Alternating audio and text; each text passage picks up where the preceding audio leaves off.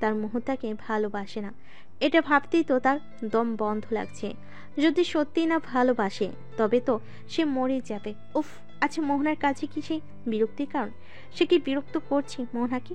এর জন্য কি মেয়েটা তার কথার জবাব দিচ্ছে না, তাকে বারংবার এড়িয়ে যাচ্ছে? মোহনা তাকে ভালোবাসে না, বরং তাকে বিরক্তিকর কেউ মনে করে। এটা ভাবলেই জায়ানের ভেতরটা জ্বলে যাচ্ছে। এবার জায়ান মোহনার গাল থেকে হাত দুটি সরিয়ে নিল। এক হাত দিয়ে মোহনার বাহু খামচে ধরে বেশ অস্থির কণ্ঠে বলল, এই এই মেয়ে, কথা বল। Damn it! এই, আমাকে কি তোর বিরক্ত লাগছে? আমি কি বিরক্ত করছি তোকে? ভালো লাগছে না আমাকে?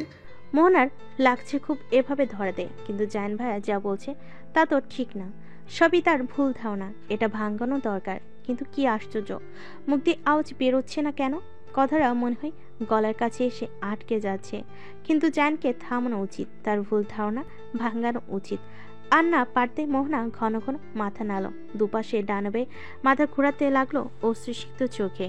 জায়ান কি বুঝলো কে জানে, সে আগের চেয়েও আরো অস্থির স্বরে বলল, বুঝেছি আমি, সবটা পরিষ্কার আমার কাছে। ঠিক আছে, আর বলতে হবে না কিছু। বলে বলে ছেড়ে দিল মোহনাকে। কয়েক কদম হেঁটে মোহনার দিকে দৌড়ে গিয়ে দাঁড়ালো। জায়ানের কর্মকাণ্ডে মোহনা থ হয়ে গেল। কি বুঝেছে জায়ান ভাইয়া? কিন্তু যা বুঝেছে তা ভুল সে নিশ্চিত। সবটা শোনা উচিত, বোঝা উচিত, ভুল ভাঙানো উচিত। এটা ভেবে মোহনা পা বাড়ালো জায়ানের দিকে আগানোর জন্য। কিন্তু তার আগে জায়ানের অভিমান ভরা কয়েক গুচ্ছ কথা শুনে মোহনার হাঁটা থেমে গেল। তোদের এত বিরক্ত করে বিরক্তির কারণ হয়ে আমি থাকতে চাই না। খুব শীঘ্রই আবার কানাডা ব্যাক করছি আমি। আসলে হয়েছে কি, বলি তোকে, তুই বাবা যাদের ভালোবাসি আমি, তারা আমাকে দূরে ঠেলে দেয়। হয়তো আমি এটারই যোগ্য, তাই এমন হয় আমার সাথে। ঠিক আছে, মেনে নিলাম সব। এইটুকু কথাই মোহনা শুনেছে। যেন আরো বিড়বিড়ে বলছি অনেক কিছু, সেসব কিছুই অস্পষ্ট, সে শুনতে পায়নি বাকিটা। এইটুকু শুনে যা বুঝল জায়ান ভাইয়া খুব কষ্ট পেয়েছে তার ব্যবহারে। আর সে কথার মাঝে বড় বাবার কথাও বলেছে। সবকিছু মোহনার নিকট ধোঁয়াশা। কিন্তু একটা জিনিস মোহনার নিকট পরিষ্কার, স্বচ্ছ কাছে নাই একদম, যে জায়ান ভাইয়া তাকে ভালোবাসে, তাই এই ব্যবহার মেনে নিতে পারছে না। কষ্ট পাচ্ছে খুব। সেও তো হয়তো ভালোবাসে লোকটাকে, হয়তো হয়তো জায়গা আছে কি? একদমই নেই। সে শতভাগ নিশ্চিত তার অনুভূতি নেই। সে ভালোবাসে তার জায়ান ভাইকে, একটু বেশি না, খুব বেশি ভালোবাসে। ভালোবাসে বলি তো একটু ধমকানিতে এত কষ্ট পেয়েছে। ভালোবাসে বলি তো একটু অবহেলা সহ্য হয় না তার ভালোবাসে বলি তো তার চলে যাওয়ার কথা মোহনার সহ্য হচ্ছে না। ভালোবাসে বলি তো তার একটু সংখ্য মনটাকে অনাবিল প্রশান্তিতে ভরিয়ে দেয়। হ্যাঁ, তো বাসি তো ভালো। এসব তো ভালোবাসি বলেই, নয়তো কেন এমন হবে? কেন হবে? আর কোনো কারণ আছে কি? নেই তো, মোটেই নেই। এই মানুষটার আশেপাশে তার মন কেমন করা অনুভূতিরা ধরা দেয়, হানা দেয় হৃদয়ে নিজের স্বতন্ত্র দাপটে। আধিপত্য ছয় নিগুড় ভাবে, যাতে লজ্জায় আগলানো যায় না, কিন্তু এড়িয়েও যাওয়া যায় না। এড়াতে গেলে যে নিজেরই ক্ষতি, খুব বেশি ক্ষতি। এত ক্ষতি কিভাবে পোষাবে সে জায়ান ব্যতীত? আচ্ছা, এত সব কি এমনিতে হয়? মোটেও এমনিতে হয় না। ভালোবেসে হয়, ভালোবাসে বলেই হয়, ভালোবাসার জন্য হয়। মনের ধ্যান ভাঙে কারোর কণ্ঠে মৃদু উচ্চারিত ব্যথাসূচক আহ ধ্বনিতে। সে তার নিজ ভাবনে এতটাই বিভোর ছিল, বাকি দিকগুলো তার খেয়ালই ছিল না। জায়ানের কথা বিক্ষিপ্ত মুখশ্রী মনে পড়তেই মোহনা চকিতে সামনে তাকালো। ওই তো চলে যাচ্ছে তার জায়ান ভাই সাদের দরজার কাছে। মূলত জায়ান মোহনার কাছে কোনো উত্তর না পেয়ে তড়িৎ সামনে হেঁটে এগিয়ে যায়, এদিক ওদিক তাকায় না। ফলে অসাবধানতায় ধাক্কা খায় ছাদের মাঝখানে থাকা টেবিলটাতে। হাঁটুতে অতর্কিত আঘাত লাগে, মুখ থেকে ব্যথাসূচক আওয়াজ বের হয়। কিন্তু সে থামে না, আবারও এগিয়ে যায়। সে ওই ব্যথাটা তোয়াক্কা করে না। কেন তোয়াক্কা করবে? হৃদয় এলাকায় ব্যথাটার কাছে যে এই ব্যথা কিছুই না। ওর চেয়ে শতগুণ হাজার গুণ ব্যথা যে তার হৃদয় লেগেছে, সেটার প্রকাশ নেই বলে আওয়াজ নেই। মোহনা আর কিছু না ভেবে ছুটে যায় জায়ানের পেছন পেছন। তখন জায়ান অলরেডি সাদের দরজার কাছে পৌঁছে গেছে। হাত বাড়িয়ে ছুঁয়েছে দরজার হাতল খোলার জন্য, কিন্তু তার আগে আশঙ্কিক তার হাতটা থেমে যায়। বেড়ে যায় হৃদস্পন্দন। পুরো জায়ানই বোধহয় কেঁপে ওঠে। চোখ নামিয়ে তাকায় তার বুকে ঠাঁই নেওয়া দুটো হাতের পানে, যার খুব সংগোপনে নিজ দুহাতে আঁকড়ে ধরেছে জায়ানকে। ওই হাত দুটোকে খুব নিগুড়ভাবে তাড়িয়ে তাড়িয়ে দেয় জায়ানকে। হ্যাঁ, এই হাত দুটোই, যার নিজেরা খুব কোমল অথচ তাদের বাঁধন খুব শক্ত। জায়ান হাত রাখে ওই হাতের উপর, তার শক্ত বিশাল হাতের চাপায় ওই ছোট্ট হাত দুটো ঢেকে যায়। জায়ান আস্তে আস্তে ছাড়ি নেই হাত দুটো। পিছু ফেরার সাথে সাথে মোহনা আবারও ঝাঁপিয়ে পড়ে জায়ানের পক্ষে, খুব শীতল গভীর আলিঙ্গনে সিক্ত করে জায়ানকে। জায়ান তো কথা বলা তো দূর, মোহনাকে আগলে তো ভুলে যায়। সে এতটাই অবাক হয়েছে। তবে মোহনা কি চায় না জায়ান চলে যাক, তাই এভাবে আঁকড়ে ধরেছে তাকে? তার একটু আগে ধারণা কি ভুল? তাহলে মোহনার হৃদয়ে কি তার জন্য অনুভূতি আছে? নিশ্চয়ই আছে। আছে বলেই তো আটকালো তাকে একেবারে নিজের বাহু বন্ধনে, খুব গভীর বেষ্টনীতে, যার বাঁধন জায়ানের পক্ষে ছেঁড়া অসম্ভব। সম্ভব হলেও ছিঁড়তে চায় না সে। আজীবন এই বন্ধনে আবদ্ধ থাকতে চায় সে। সবটা ভেবে হঠাৎ করে জায়ানের ঠোঁটে হাসি রেখা খেলে গেল। তার মোহনার মুখটা দেখার বাসনা জাগে। সেই স্পৃহা পূরণে সে একবার হলো, এক ঝলকের জন্য হলেও দেখতে চাই ওই মায়াবী মুখটা। নিজের ইচ্ছে পূরণে সে মোহনাকে ছাড়তে চায়, কিন্তু মোহনা যেন পণ করেছে সে ছাড়বে না জায়ানকে। হাতের বাঁধন মজবুত করে আরো শক্ত করে আঁকড়ে ধরে জায়ানকে। ঘন ঘন মাথা নাড়ে, নাকমুখ ঘষে জায়ানের বুকে। তার করা এই কাজগুলোতে জায়ানের ঠোঁটের হাসি আরো চড়া হয়। সে তবুও আবারও চেষ্টা করে। এবার নীরব মোহনা সবর হয়ে ওঠে, খুব দ্রুত কিছু শব্দগুচ্ছ আওড়ায়, যার সবটাই এলোমেলো, কিন্তু জায়ান সবটা বুঝে নেয়। মোহনা তার ধিমি কণ্ঠে বলে, জায়ান ভাইয়া প্লিজ যাবেন না, প্লিজ যাবেন না, হ্যাঁ বলুন। আর আমিও সরি আমার ব্যবহারের জন্য। একটু আগে কি হয়েছে আমি জানি না, সত্যি জানি না কি বলেছি কি করেছি, সব কিছুর জন্য সরি। রেগে থাকবেন না প্লিজ। জায়ান এবার মুখ খুলল। সরি সবকিছুর জন্য? এত সহজ সব? তোর মনে হয় এটা? জায়ানের পরপর করা প্রশ্নগুলোতে মোহনা ঘাবড়ে গেল। হাতের বাঁধন আলগা করলো, ধীরে ধীরে নিজেকে মুক্ত করলো জায়ানের প্রশস্ত চওড়া বুক হতে। সম্পূর্ণ গুটিয়ে ফেললো নিজেকে। জড়সড় হয়ে দাঁড়িয়ে চোখ তুলে তাকালো জায়ানের ওই ফর্সা পুরুষালী মুখ অবয়ের পানে। চোখে তার হাজারো প্রশ্নের ভিড়, কিন্তু মুখে কোনো রানী। জায়ান দেখলো ওই চোখ দুটোকে, যার প্রশ্নাত্মক চাহনি জায়ানকে পর্যবেক্ষণ করছে। হয়তো জায়ানের কথাগুলো অর্থ সে বুঝেনি। তার কথাগুলোতে কিসের আভাস ছিল? অভিমান নাকি তার ছিল? হয়তো সেটারই পার্থক্য করতে পারছে না বোকাটা। বরাবরই অবুঝ ধরনের তার মোহটা, কিন্তু নিজেকে প্রকাশ করে খুব কম। জায়ানের সামনে আড়াল করে নিজের চঞ্চল সত্তা। এত শান্ত তো নয় তার মোহটা। জায়ান কয়েকটা শ্বাস ফেল, তারপর সে যেন বুঝে উঠতে পারে না মোহনাকে। পড়তে পড়তে জানে না, এমন মনে হয় মাঝে মাঝে এত সহজে মেয়েটাকে ছেড়ে দেবে না সে। সে যখন এতটা পড়েছে, ওই মেয়েটারও পড়া উচিত। বেশি না হোক, অল্প একটুও তবুও পড়াবে সে এই মেয়েকে নিজের প্রণয়ের দহনে। এইটুকুন পুচকে মেয়ে কিনা নীলাদ্রি খানকে অঙ্গার বানাই এত সহজে মুক্তি দেবে না সে। তুই আবারও মিউট হয়ে গেছিস? কি চাইছিস নাকি তুই? আমাকে যে চাচ্ছিস না সেটা তো ভালোই বুঝতে পারছি। যেতেও তো দিলি না, এভাবে আটকানোর মানেটা কি? মুখ খুলো মোহনা মিয়ে যাওয়া কণ্ঠে বলো, দেখুন সেই কবে থেকেই তো দেখছি, তুই তো কিছু দেখাচ্ছিস না। জায়ানের কণ্ঠে দুষ্টামি। মোহনা থতমত খেল। সে জায়ান ভাইয়ের মুড পরিবর্তনের কিছুই বুঝতে পারছে না।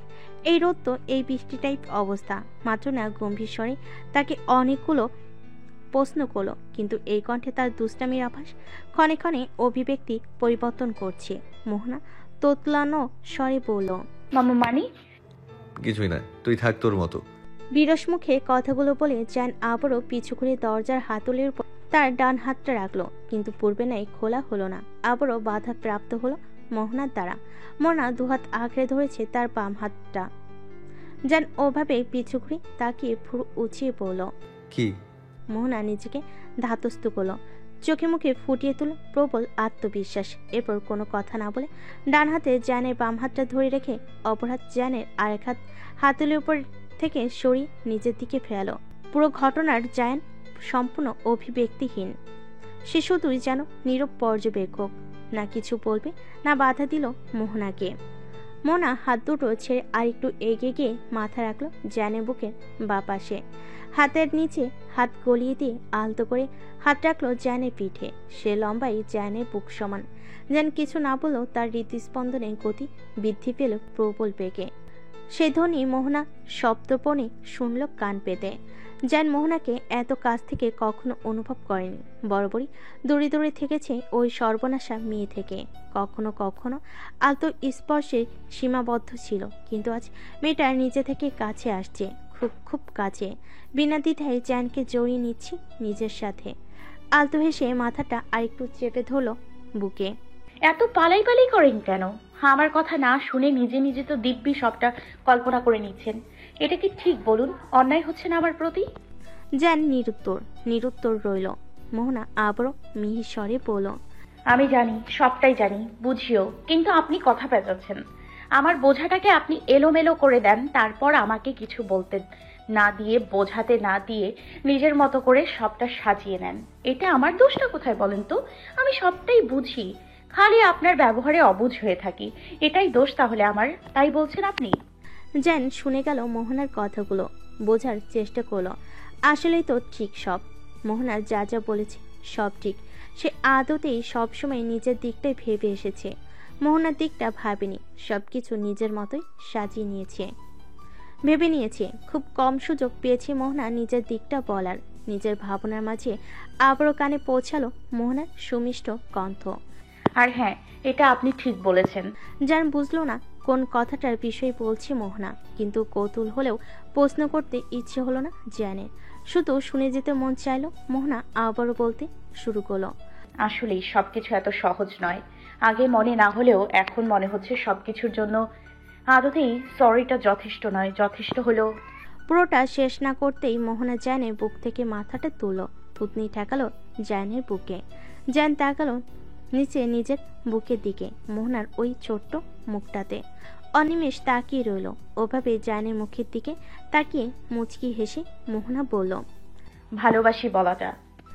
জান চমকে উঠল যেন, কিন্তু সহসা প্রকাশ করলো না। কি বলল মোহনা? সে যা শুনেছে তাই? ভুল শোনেনি তো? মোহনা তাকে ইনডাইরেক্টলি ভালোবাসি বলেছে, আর মোহনাও তাকে ভালোবাসে, আর সেটা অপকটে বলেও দিল। কি মিস্টার খান, বোঝেননি আমার কথা? ভাবুক জান ইচ্ছে করে মাথা না বোধক তুলালো, মুখে এমন এক এক্সপ্রেশন দিল যেন সে নবজাতক শিশু। জান তো ঠিকই বুঝেছে মোহনার কথা, কিন্তু ইচ্ছে করে না বলল। সে ডিরেক্টলি শুনতে চায় জানের এই ভোলা ভালা চেহারার দিকে। মোহনা চোখ ছোট্ট করে তাকিয়ে হেসে ফেল। ভালোই তো অভিনয় পারেন দেখি। সে যাই হোক, আমি স্পষ্ট কথায় বিশ্বাসী। মোহনা আবারও শব্দপণে জানের বক্ষে মাথা রাখলো, আগের চেয়েও আরো শক্ত করে জড়িয়ে ধরে বলল, শুনুন ভালো করে কান খুলে। এই আমিটা অর্থাৎ আরাত্রিকা খান ভালোবাসে এই আপনিটাকে অর্থাৎ নীলাদ্রি খানকে। তারপর আবার বুক থেকে মাথা তুলে এক হাত জানের কাঁধের উপর রেখে আরেক হাতে তর্জনী ঠেকালো জানের বুকে। আকুল নেত্রে জানের চোখের দিকে তাকিয়ে তর্জনীটা জানের বুকে তাক করে বলল, এই নীলাদ্রি খানকে আরিত্রিকা খানকে ভালোবাসে? জান হাসলো এবার ঠোঁট এলিয়ে। সে যা এক্সপেক্ট করেছে এ মেয়েটা তার থেকেও বেশি দিয়েছে তাকে। একেবারে চমকে দিয়েছে, তাক লাগিয়ে দিয়েছে। ঠোঁটে হাসির ফোয়ারা নিয়ে জান মাথা ঝাঁকালো একবার দুবার, অনেকবার, বারবার। কিন্তু মোহনা কি খুশি হলো এতে? হলো না এতে। মোহনা স্পষ্ট অথচ মিহি কণ্ঠে বলল, আগেই বলেছি আরিত্রিকা খান স্পষ্ট কথায় বিশ্বাসী। জান কথার ইঙ্গিত ধরতে পেরে মোহনার চোখে চোখ রেখে ধিমি স্বরে বলল, কি জনাবা, এই নীলাদ্রি খানও আরাত্রিকা খানকে ভালোবাসে। একটু নয়, বরং খুব বেশি ভালোবাসে। মোহনা হাসলো। আজ কি হলো তার? লজ্জারা কি অবসর নিয়েছে? সে নিজেই আজ জায়ানের কাছে এসেছে, নিজে থেকে কনফেস করেছে, তাও জায়ানের আগে। নিজে জায়ানকে আঁকড়ে ধরেছে। এত কিছু সব নিজে নিজেই করেছে, কারোর সাহায্য ব্যতীতই। এই মোহ, তুই কি সত্যি মোহ? আমার মোহ? আমার তো বিশ্বাসই হচ্ছে না। তুই সত্যি আমাকে এত কিছু বলেছিস আজ, তাও নিজে থেকে? হুট করে লজ্জা পেল মোহনা জায়ানের পরপর করা প্রশ্নগুলোর কারণে। আসলেই তো সে কি সত্যি মোহনা, জায়ানের মোহনা? আজ সত্যি সাহস করে সে কথাগুলো বলে ফেলেছে। তারও তো বিশ্বাস হয় না, কিন্তু বিশ্বাস না হলেই এটাই যে সত্যি, সে সত্যি বলেছে। সবটাই নিজে থেকেই বলেছে, নিজ মন থেকে বলেছে সে সত্যিই মোহনা। আর আজ থেকে হয়ে গেল জায়ানের মোহনা। জায়ানের মোহ। লজ্জার দরুন মোহনা জায়ানকে ছেড়ে দিতে উদ্যত হলো, কিন্তু জায়ান তা হতে দিল না। কালো প্রেক্ষাপট না করে মোহনার কোমর জড়িয়ে ধরল। মোহনা আরো লজ্জা পেল এতে, জড়সড় হয়ে গুটিয়ে গেল। এক হাত জায়ানের বুকের উপর, অপর হাত জায়ানের কাঁধের উপর, আর জায়ানের হাত দুটো মোহনার কোমরে। এই, তুই বারবার মিউট হয়ে যাস কেন? আমি মিউট হলে তখন তো মুখে খই ফুটে। এখন কিছু বলছিস না কেন? আরেকবার বল তো, প্লিজ বল না রে। মোহনা চোখ তুলল না, আরো নামিয়ে নিল। তার আগে লজ্জা না লাগলো, এখন বেশ লজ্জা লাগছে। তারপর জায়ান ভাই যেভাবে কোমর জড়িয়ে ধরেছে, ইচ্ছে করছে মাটির ফাঁক করে ঢুকে যেতে। জায়ান মোহনার মুখের দিকে তাকে সেকেন্ড দুই কিছু একটা ভাবলো, তারপর সাথে সাথে মোহনাকে ছেড়ে দিল। একটু দূরত্ব নিয়ে দাঁড়ালো।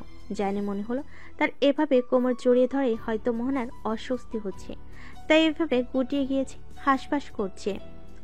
এমনভাবে ধরা তার উচিত হয়নি। ইস, আগে কেন মাথায় এলো না তার? আসলে সে নিশ্চিত এমনভাবে ধরতো না। ওদিকে হঠাৎ করে ছেড়ে দাও মোহনা হতভম্ব। সে আবার কিছু করেনি তো, তাই হয়তো জায়ান ভাই আবার রাগ করে তাকে ছেড়ে দিয়েছে। সে কিছু বলবে তার আগে জায়ান বলে উঠল, আই এম সরি মোহ, তোমাকে এভাবে অস্বস্তিতে ফেলতে চাইনি। মোহনা সরি বলার কারণ ধরতে না পেয়ে শুধালো, সরি? হ্যাঁ, সত্যি আমি সরি। আমার হুট করে তোমাকে এইভাবে জড়িয়ে ধরা উচিত হয়নি। আমি বুঝতে পারছি এতে তোমার অস্বস্তি হয়েছে, আমার ছোঁয়া হয়তো তোমার খারাপ লেগেছে, কিন্তু বিশ্বাস করো আমি ইচ্ছে করে করিনি। কিভাবে জানি হয়ে গেছে। বেশ ইনোসেন্ট ফেস বানিয়ে বলল জায়ান। মোহনার হাসি পেল খুব জায়ানকে এভাবে সাফাই গাইতে দেখে, কিন্তু জায়ানের ধারণা তো সম্পূর্ণ ভুল। হাই খোদা, কি ভাবছে জায়ান ভাই? সে কখনোই মোহনার অস্বস্তির কারণ হতে পারে না। আর খারাপ ছোঁয়ার কথা আসছে কোথা থেকে?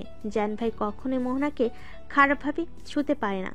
এটা সে নিজ থেকে বলেও মোহনার বিশ্বাস করবে না।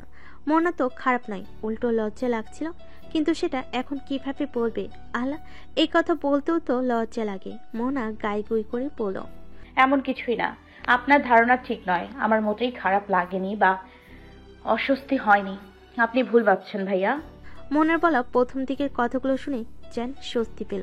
যাক, মোহনার খারাপ লাগেনি, কিন্তু শেষের বাক্যে করা সম্বোধন শুনে জান অসহায় ফেস করে কাঁদো কাঁদো মুখ করে হাত জোর করে বলল, আর যাই বল, ভাই বলিস না বোন, আমার কসম লাগে তোর।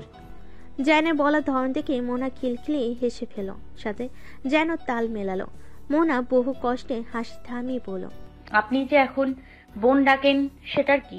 জায়ন বার কয়েক চোখের পলক চাপটে এদিক ওদিক তাকাতে তাকাতে বলে, ওইটা তো কথার কথা। মোনা চোখ পিটপিট করে বলে, আপনি অনেক দুষ্টু আছেন, দেখান না খালি, মাঝে মাঝে অসভ্য টাইপ হয়ে যান। জান চোখ দুটো ছোট ছোট করে ভুরু কুচকে বলল, এই, তুই আমাকে কোন কারণে অসভ্য বলিস? কি অসভ্যতা করেছি আমি তোর সাথে? তোকে একাকি আমার রুমে নিয়ে গিয়ে কি ধরাম করে দরজা বন্ধ করে দিয়েছি? জানের কথার অর্থ মোহনা বুঝতে পারেনি। সেকেন্ড দশেক ভুরু কুচকে ভাবলো। জানের দিকে তাকাতে দেখলো সে নিচের ঠোঁট কামড়ে হাসছে। মোহনা শেষের বলা কথাগুলো পরপর মনে মনে আওড়ালো। অর্থ উদ্ধার করতে পেরে চোখ দুটো বিস্ময়ে বড় হয়ে গেল। লজ্জায় কান দিয়ে গরম ধোয়া বের হলো। ইস, কি অসভ্য কথা! আল্লাহ, কি অসভ্য কথা বলছেন! আগে অসভ্য না হলেও এখন অসভ্য হয়ে গেছেন। জান মোহনার এই কথাকে খুব একটা পাত্তা দিল না। একটু একটু একটু আধটু অসভ্য হতে হয়, না হলে সমস্যা, বিরাট সমস্যা। কি সমস্যা সেটা বরং রহস্য থাক, পরে জানা যাবে। জান মোহনার ডান হাতটা আলতো করে ধরলো, নিজের চোখের সামনে এনে অনামিকা আঙ্গুলটায় ইশারা করে বলল, হাত কেমন ফাঁকা ফাঁকা লাগছে।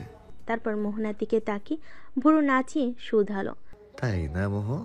মোহনা বুঝলো না জান কিসের কথা বলছে। কই, হাত তো ঠিকই আছে, কোথায় ফাঁকা লাগছে? হাতে ড্রেসের সাথে ম্যাচিং একটা ব্রেসলেট আর তর্জনীতে একটা রিং আছে, আর কি থাকবে? কই, ঠিকই তো আছে, কই ফাঁকা? তোর লাগছে না? ভালো করে দেখ। মোনা আবারও দেখলো, ভালো করেই দেখলো, একেবারে মনোযোগ দিয়ে। না, সব ঠিক ঠিক। দেখলাম তো ঠিকই আছে। জান মনে মনে আফসোস করলো, তার মোহরটা আবার অবুঝ হয়ে গেছে। সে অনামিকা আঙ্গুলটা ছুঁয়ে দিতে দিতে বলল, আরে বোকাটা, তোর অনামিকাটা ফাঁকা লাগছে। এখানে আমার একটা অধিকার থাকলে মন্দ হতো না বল? মোহনা লজ্জা পেল, ঠোঁটে ফুটল লাজুক হাসি। ইস, কেন যে সে আগে পৌঁছেনি, যেন হাসলো সেই দিক চেয়ে। তারপর ট্রাউজারের পকেট হাতে বের করলো একটা বক্স। মোহনা কিছু বলল না, শুধু নিঃশব্দে দেখলো আর জ্যানকে সঙ্গ দিল। জ্যান বক্সটা খুলে একটা সিম্পল ডিজাইনের ডায়মন্ড রিং বের করলো। মোনার অনিমিকে পরিয়ে দিতে দিতে বলল, আপাতত এই ছোটটা থাকুক, পরে আরো এক্সপেন্সিভ দেখে আরেকটা দেব। তোর উপর আমার অধিকারের সিলমোহর বসানোর প্রথম চিহ্ন এটা। পর্ণ শেষে জ্যান হাতটা উল্টে পাল্টে দেখলো। মোহনার দিকে তাকে অস্থির কণ্ঠে বলল, একটু অসভ্য হই, রাগ করিস না প্লিজ। কিছু বলার আগেই মোহনা জ্যানের ভেজা স্পর্শে কেঁপে ওঠে। একটা, দুটো, তিনটে, পরপর কয়েকটা ভেজা ঠোঁটের স্পর্শ দেয় জ্যান মোহনার অনামিকায়। হাতের তালুতে, হাতের উল্টো পিঠে, আংটির উপর বেশ আলতো করে স্পর্শ করে জ্যান। এতটুকু করেই ক্ষান্ত হয় না সে। মোহনা দু গালে হাত রেখে কাছ টেনে কপালের মধ্যিখানেও নিজের অধিকারের জানান দেয়। অথচ দীর্ঘ, অথচ খুব আলতো সেই স্পর্শ, যাতে নেই কোনো কামনা, বাসনা বা কুলসতা। শুধুই আছে এক আকাশসম ভালোবাসা বা এক সমুদ্র প্রেম। যার এই দুঃসাহসিক কাজগুলো করেই দম নেই। তারপর মিষ্টি হেসে মোহনার কানে কাছে মুখ নিয়ে ফিসফিসিয়ে বলে, সরি, হ্যাঁ আসলে লোভ সামলাতে পারিনি, তাই ছুঁয়ে ফেলেছি। রাগ করিস না মোহ প্লিজ। মোহনা চোখ বন্ধ করে রাখলো। জায়নের বলা কথাগুলো কানে বাজছে ঝংকার তুলে। কি সুন্দর সেই কণ্ঠ, আর নাকে লাগছে জায়নের কড়া মিন্ট ফ্লেভারের পারফিউমের সুবাস। তার গায়েও এই সুবাসের ছড়াছড়ি, যেন মনে হচ্ছে জ্যান ছড়িয়ে দিয়েছে তাকে। মোহনা চোখ খুলো আস্তে আস্তে। সে ভেবেছিল জ্যান এখনো তার কাছাকাছি দাঁড়িয়ে রয়েছে, কিন্তু জ্যান কথাগুলো বলে আর দায়নি, দূরে সরে গিয়েছিল। দূর থেকে দাঁড়িয়ে তার মোহকে দেখছিল, যাকে একবার দেখলে বারবার দেখতে মন চায়।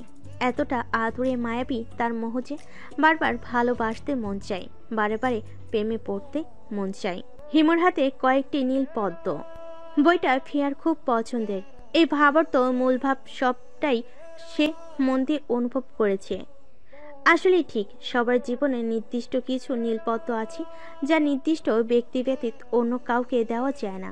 এই নির্দিষ্ট ব্যক্তি এর একগুচ্ছ দাবিদার। সে আগে বহুবার এই উপন্যাসটা পড়েছে, কিন্তু এতটা গভীর উপলব্ধি তার আগে কখনোই হয়নি। আর যেন সে উপলব্ধি করেছে সবটা, অনুভব করেছে সবটা। তার জীবনে ঘটে যাওয়া ঘটনা, তার একতরফা অনুভূতি, সবগুলোই ব্যাখ্যা অনেকাংশে তার কাছে পরিষ্কার। ফিয়া আরেকটু দেওয়ালে পিঠ ঠেলে হেলে বসলো। সে মূলত বসেছে মেঝেতে, তার বারান্দায়, অনেকটা দ স্টাইলে। দেখতে খুব সাধারণ তার এই বারান্দা। বাগান বিলাস আর কয়েকটা লতানো ফুল গাছ ছাড়া তেমন কিছু নেই এখানে। বিকেলে বিষণ্ণ সময় যাপন করছে তার প্রিয় উপন্যাসগুলোর সাথে। সিলেট থেকে ফিরেছে আজ 3 দিন পেরিয়ে 4 দিন হলো। যেদিন ফেরার কথা সেদিন রাতেই বাসে তারা ফিরেছিল। ফিয়ার মোহনার সারপ্রাইজ বার্থডে আয়োজন করার মুহূর্তটা মনে পড়ল। সেদিন বিকেলে সে অনুর সাথে দুপুরে খাওয়া দাওয়ার পর শুয়েছিল। হুট করে অনুর ফোনে মেসেজ আছে, আর সে তড়িঘড়ি ফিয়াকে সহ তাড়া দিয়ে নিয়ে যায় নিজের সাথে। ওদিকে অনু আপাকে সে কিছু বলতে পারে না। আফটার অল তার বড় বোন। অনু তাকে নিয়ে গেল ছাদে। সেখানে মোহনা ব্যতীত বাকিরাও উপস্থিত ছিল। সেখানে সবার ভাত ঘুম দেওয়ার কথা। সেখানে ভর দুপুরে সবাইকে ছাদে দেখে সে অবাক। পরবর্তীতে সবাই গোল টেবিল বৈঠক বসে। আস্তে আস্তে সবকিছু পরিষ্কার হয় ফিয়ার নিকট। সে তো আগে আন্দাজ করেছিল সবটা, তবে আজ তার আন্দাজের বাস্তব বহিঃপ্রকাশ ঘটতে চলেছে। আর জ্যান ভাই মোহনাকে প্রপোজ করবে। বাহ, জ্যান ভাইয়ের ভালোবাসা পূর্ণতা পাবে। তবে তার মোটো মোহনাকে হিংসে হচ্ছে না। মূলত সে যতই উপন্যাসের কল্পকাহিনী দুনিয়ায় থাকুক না কেন, সে তো বাস্তবতা বুঝে। তাছাড়া মোহনা তো তার নিজেরই বোন। সে কিভাবে নিজের বোনকে দোষারোপ করবে? এবং এটা তার দোষ, তার ভাগ্যের দোষ। তার নিজের তো ভুল মানুষের প্রতি অনুভূতি এসেছে। এতে জানবা মোহনা কোনোভাবেই তাই নয়। অহেতুক তাদের মাঝে বাধা হয়ে সে নিজেকে ছোট করবে না। এসব ভেবে সেদিন বিকেলে সে শপিংয়ে বের না হলেও সে সন্ধ্যায় সবার সাথে ডেকোরেশনে অংশগ্রহণ করেছে। যথাসম্ভব হাসি খুশি থেকেছে। উপহারস্বরূপ মোহনাকেও বইও দিয়েছে। আর সর্বোপরি তাদের একা ছেড়েছে কাঙ্ক্ষিত সময়ে। মোটেও সে তৃতীয় ব্যক্তি হয়নি, কিন্তু সবকিছুর মাঝে তার হৃদয় রক্তক্ষরণ হয়েছে। যে রক্ত চুইয়ে চুইয়ে পড়ে ভেতরটাকে আরো রক্তাক্ত করছিল। সে ক্ষতের আভাস সে কাউকে পেতে দেয়নি। এমনকি ক্ষত সৃষ্টিতে ভূমিকাধারী ব্যক্তি কেউ নয়, কিন্তু একজন কিভাবে জানি জেনে গিয়েছিল, তাকে তার মতো বুঝেছিল যা আজ পর্যন্ত কেউ পায়নি। কিন্তু সে কিভাবে পারল? তার সাথে তো ফিয়ার সেই সম্পর্ক নেই। ফিয়া আনমনে ভাবলো সে একজনের কথা, যার কথাগুলো তার হৃদয় খানিক হলেও মলমে নাই কাজ করেছে। সেই ব্যক্তি তাকে এই উপন্যাসটি পড়ার পরামর্শ দিয়েছে।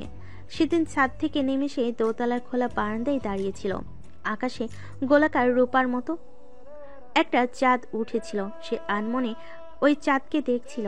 সেও যে একলা একাকী ওই চাঁদের মতো, চোখে তার চিকচিক করা পানি। খুব ভালোবাসো, তাই না? তার এই একাকী নিঃসঙ্গ সময়টাতে ব্যাঘাত ঘটে কারোর অতর্কিত আগমনে, ভাবনের ছেদ ঘটে কারোর অতর্কিত প্রশ্নে। ফিয়া হকচকিয়ে পাশে তাকালো। দৃশ্যমান হলো তার দৃষ্টিতে অত্যন্ত অপ্রিয় এক ব্যক্তির মুখাবয়। ফিয়া নাকমুখ কুচকালো। তার মনে হচ্ছে এই ব্যক্তির উপস্থিতিতে তার খারাপ মনটা হয়তো আরো খারাপ হবে। শায়র হাসলো ফিয়ার দিকে তাকিয়ে, যে হাসতে ছিল না কোনো আনন্দ, শব্দহীন, খুবই চোখে লাগার মতো। নিতান্ত লুকানো কোনো যাতনা মিশে আছে যাতে, কিন্তু তার হদিস কি কারোর আছে? শায়র তার প্রশ্নের আবারও পুনরাবৃত্তি ঘটালো, কিন্তু ফিয়ারিতে কোনো ভাবান্তর হলো না। সে হয়তো জানে যে শায়র তার অনুভূতির সম্পর্কে অবগত, আর এটাই ভাবছে এখন নিশ্চয়ই সমসময়ের মতো মজা নিবে, ওকে জড়িয়ে ওর অনুভূতি নিয়ে ঠাট্টা তামাশা করবে। বললে না যে? ফিয়া আলগুছি বলো, বলাটা জরুরি নয়, অন্তত আপনাকে তো নয়। কেন, আমি কি দোষ করেছি? ফিয়া শায়রের দিকে ফিরে হাত জোর করে বিরক্ত হয়ে বলল, প্লিজ যান, দয়া করে মজা উড়াবেন না, আই এম টায়ার্ড। শায়র কেমন করে যেন তাকালো। ফিয়া সেই দৃষ্টি চেনে না, তার পরিচিত নয় এই দৃষ্টি, কেমন জানি মন কেমন করা দৃষ্টি। ফিয়া তৎক্ষণাৎ চোখ সরিয়ে নিল। শায়র নিজে থেকেই বলল, আমি জানি তুমি আমাকে পছন্দ করো না, হয়তো এর জন্য দায়ী আমার নিজ কর্মকাণ্ডই। ইটস ওকে, পছন্দ নাই করতে পারো, নো প্রবলেম, বাট কিছু কথা বলতে চাই তোমাকে, শুনবে? ফিয়া কিছু বলল না।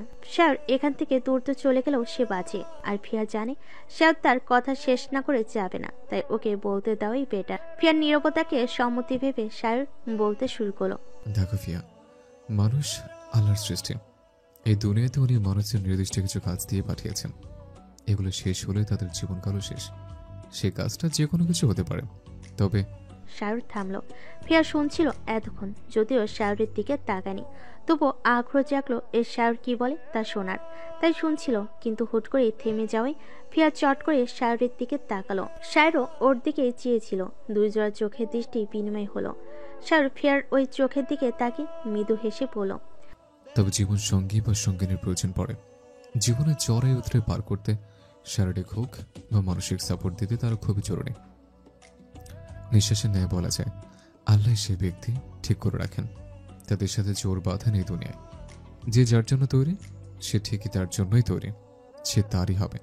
কারো সাধ্য নেই তাদের আলাদা করার।